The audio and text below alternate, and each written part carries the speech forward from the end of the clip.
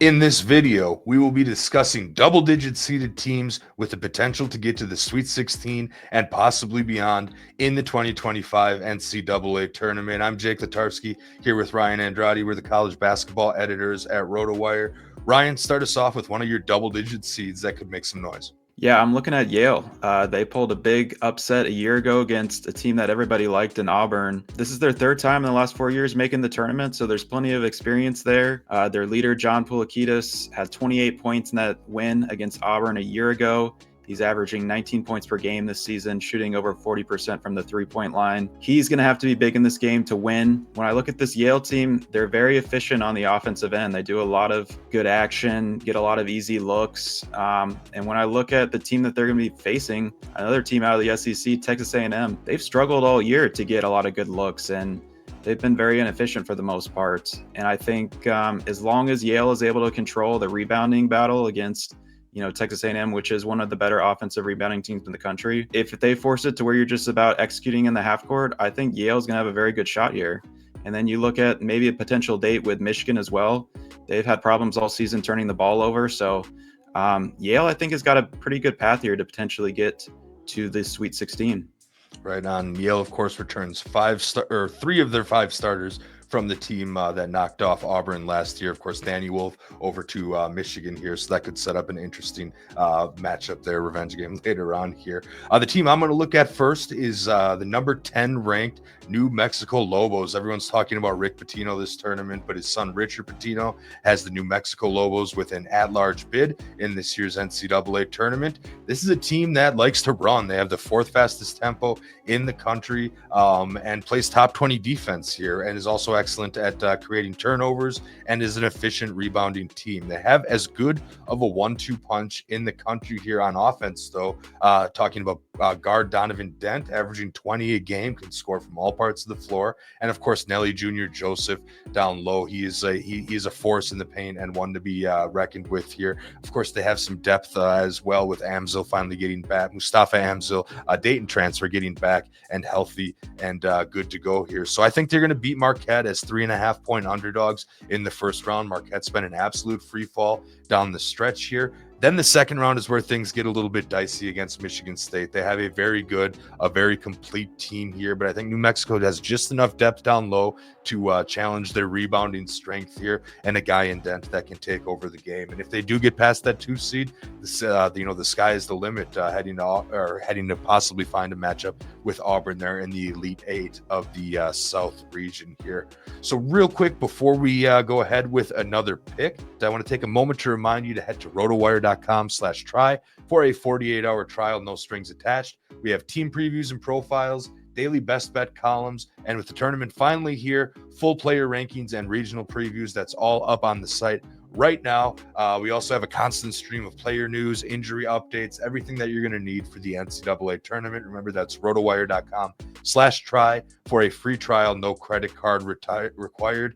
Ryan, who's next up on your double-digit seed teams? I'm going to stick in the South. I think San Diego State, provided they're able to win their play-in game against UNC on Tuesday, I think they have a really good path here. I mean, you look at this team, one of the best defenses in the country yet again. We saw a couple years ago, San Diego State made it to the Final Four. So, they certainly know how to get the job done. I think you look at it, and one of the guys that's been missing for them, Magoon Guath, he's missed the last 5 games with an injury, and he's the leading shot blocker in the conference this season. So getting him back, and you face a team like Mississippi that honestly, they don't have a lot of size on the interior. They've struggled to rebound through a lot of SEC play. I think that leads right into San Diego State's strengths. And then you get potentially an Iowa State team who's struggling with a lot of injuries right now. Keyshawn Gilbert is going to be out for the rest of the season. And Iowa State, even when they were healthy, was really struggling to down the stretch here in Big 12 play. So I think San Diego State's got a pretty good shot to maybe get to the Sweet 16, maybe even more than that. Right on, of course, starting with that play-in game against North Carolina, the most controversial entry into this year's NCAA tournament here, getting one of those final at-large bids here. I want to go ahead and take a moment to talk about John Calipari and the Arkansas Razorbacks here. Of course, they have a real tough matchup against your Kansas Jayhawks in the first round, who, you can even admit they've underachieved like crazy this year and haven't quite lived up to the potential of all the star power they have. But Arkansas is about to get a massive, massive boost in the return of freshman Boogie Fland. He was averaging 15 points a game before going down with a hand injury, was thought to be season ending.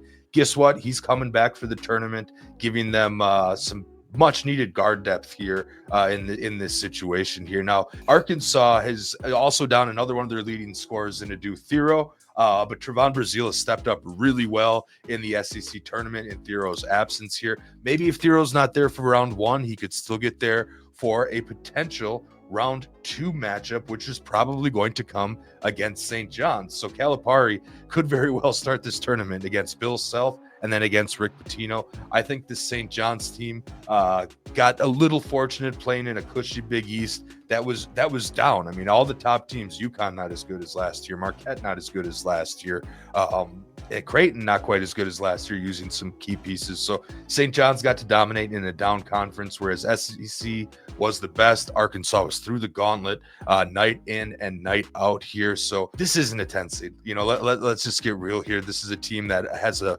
much more potential than that. So with the returning injuries, they could definitely win a couple games. It's John Calipari. You just can't ever count the guy out here. But I'm going to toss it back to you, Ryan. Who's next on your list of a double-digit seed to watch? Yeah, I'm going to go out to the Midwest region and another team in a play-on game that I think has a very nice path to the second weekend. Xavier. They are another team out of the Big East who they were rolling, coming into the Big East tournament. They had won 7 straight games. They blew a big lead to Marquette in the first game of the Big East tournament. But other than that, really, you look at this team and they hit really everything you're looking for. They're a very efficient offensive team, great 3-point shooting team. They're one of the oldest teams in the entire country. You look at a guy like Zach Fremantle, who years ago was doing great things, and he's struggled with injury the last couple of years here. So it's really good to see him coming back. 17.3 points per game this year, 7.1 rebounds. He's a lot to deal with on the inside. Ryan Conwell is another guy that they picked up in the transfer portal. He's been absolutely on fire of late, nearly 25 points per game over his last 5 games. And he's certainly one of the best 3-point shooters, I think, in this entire tournament. And you look at sort of the matchup here, if they're able to get by Texas, who's just been up and down all season, really. You got an Illinois team and you got a Kentucky team, 2 teams that really do not defend at all. I think if they're able to get past that first game there, Xavier is a team that can make a lot of noise. And then you potentially even look down the road at a Tennessee team that, while they have been scoring better of recently, that's still kind of their one Achilles heel, is they don't always score at the highest clip. Very good for Zach Fremantle and the Musketeers. That's a guy that's been around forever, but is finally healthy and getting a chance to play in the NCAA tournament here. I'm going to go a little bit deeper and pick a 12 seed to the Sweet 16 here. And my selection here is Liberty. And that is simply because the 3-pointer is the great equalizer here. And a couple teams, but most teams do not shoot it better than Liberty. They're 5th in 3-point field goal percentage at 39.5%, 2nd overall in effective field goal percentage. They have guys across the court at every position who can knock down 3-pointers game in and game out. First round matchup, it's tough. I'm not going to lie there. They're plus 4.5 against Oregon.